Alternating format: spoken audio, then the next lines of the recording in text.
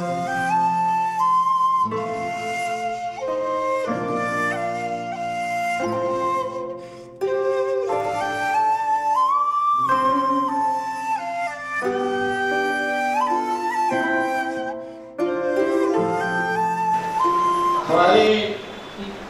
बाजी मिसेस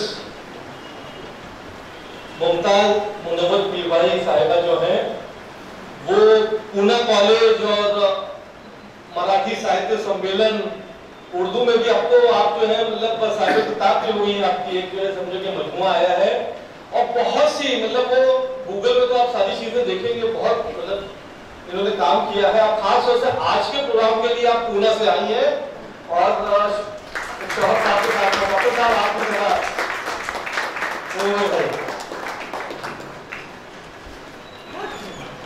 अस्सलाम वालेकुम। सबसे पहले सबको आलमी यौम ख़वातीन की बहुत बहुत मुबारकबाद। दरअसल ये आलमी यौम ख़वातीन जो मनाया जाता है वो मगरिब से आई हुई चीज़ें सब जानते हैं। हमें तो तमाम हुकूक 1400 साल पहले ही इस्लाम ने अता कर दिए, जबकि दुनिया इसका तस्वुर भी नहीं कर सकती थी। उस वक्त में जबकि औरत तो इंसान भी नहीं समझा जाता था, उस वक्त में ये तमाम हुकूक हासिल हुए हैं, तो इसके लिए हमें बहुत अल्लाह का शुक्र अदा करना चाहिए। अब अपने बारे में क्या, मेरी ज़्यादा तालीम नहीं हुई, मैंने सिर्फ उर्दू लिटरेचर में PhD की है पूना यूनिवर्सिटी से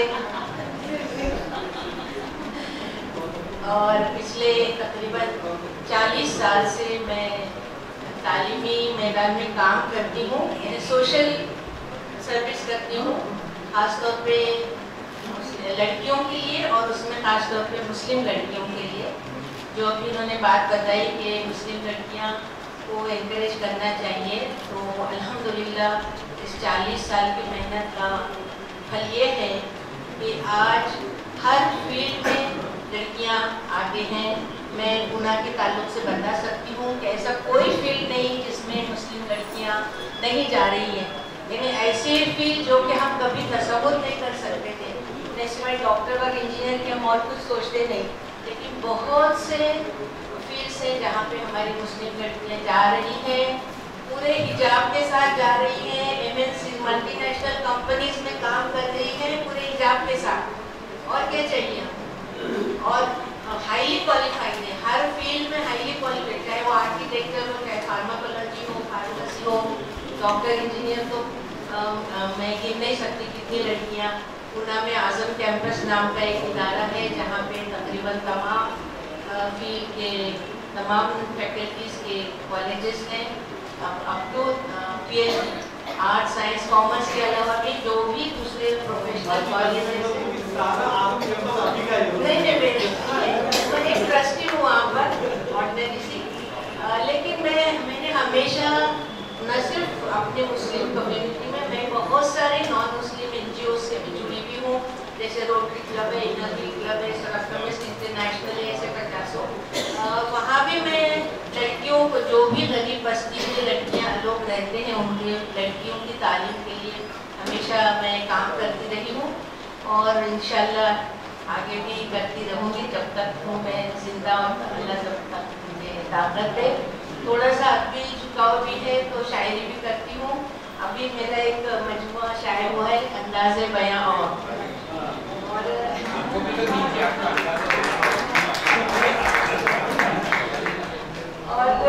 समझती हूँ काफ़ी सारी बातें औरतों के ताल्लुक से, तालीम के ताल्लुक से बहुत सारी हमारी बहनों ने बताया ही है, तो मैं सिर्फ उसको टिट्टो लिख देती हूँ, टाइप करती हूँ।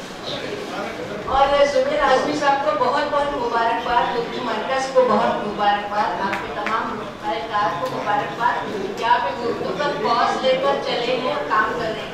जो अभी उन्होंने उर्दू मीडियम, इंग्लिश मीडियम में या अदर मीडियम में जो उर्दू सब्जेक्ट की बात बताई, तो कुछ सालों पहले हमने भी पूना में ये तहरीक शुरू की थी, लेकिन अफसोस की बात यह है कि पेरेंट्स जो हैं वो सपोर्ट नहीं करते। स्कूल अथॉरिटीज रेडी है, स्कूल मैनेजमेंट रेडी है, लेकिन पता नहीं क्या वो इनहिबिशन है वालिदैन के दिमाग में, वो उसको नहीं एक्सेप्ट करते और उसकी वजह से वो क्लास बंद करना पड़ता है, बच्चे ही नहीं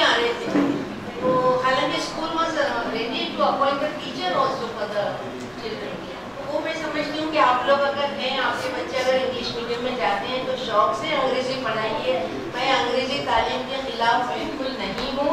तो इंग्लिश मीडियम स्कूल में पढ़ाई है, लेकिन उर्दू ज़रूर एक सब्जेक्ट चाहे जैसे भी हो, अगर स्कूल में आप शुरू करवा सकती हैं तो बहुत अच्छी बात है।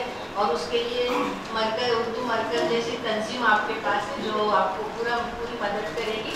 लेकिन उर्दू सीखना बहुत ज़रूरी है एज ए लैंग्वेज भी, और चूँकि हमारा बहुत सारा मजहबी असासा जो है वो उर्दू ज़बान में है, तो जब तक बच्चा उर्दू नहीं सीखता वो मज़हब के करीब नहीं आ सकता।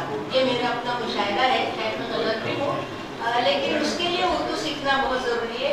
और अभी उर्दू ज़बान खुद ऐसी है कि वो तो कभी मरने वाली नहीं है। हालांकि लोग सब कह रहे हैं कि उर्दू मर रही है, उर्दू को ये हो रहा है, उर्दू को कुछ भी नहीं हो रहा है। उर्दू पूरी आन बान शान से जिंदा है, जिंदा रहेगी।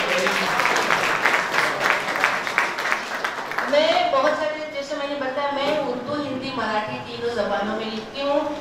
मराठी महिला साहित्य परिषद एकेडमी मैंने बताई है पूना में, जहाँ पे तमाम ज़बानों के लोग आते हैं, पढ़ते हैं। तो नॉन उर्दू लोग जो हैं वो अभी उर्दू सीख रहे हैं, उर्दू सीखना चाहते हैं और इतना इंजॉय करते हैं उर्दू सुन के।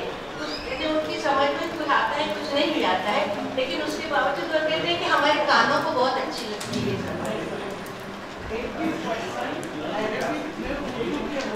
बिल्कुल बिल्कुल, इसके लिए नेसेसरी एग्जैक्टली। हाँ, तो मैं वही कह रही हूँ कि हमारे बच्चों को उर्दू सीखना बहुत मुश्किल नहीं है। वो कोई भी मीडियम में जाएं तो उर्दू सिखा, अपने बच्चों को किसी भी तरह से उर्दू सिखाएं और उर्दू को जिंदा रखें। उर्दू खुद अपनी इतनी मजबूत है कि वो अपने बलबूते पे जिंदा रहेगी, वो कभी मरने वाली नहीं है। इस पॉजिटिव नोट पे मैं अपनी बात को खत्म करती हूँ। शुक्रिया बहुत।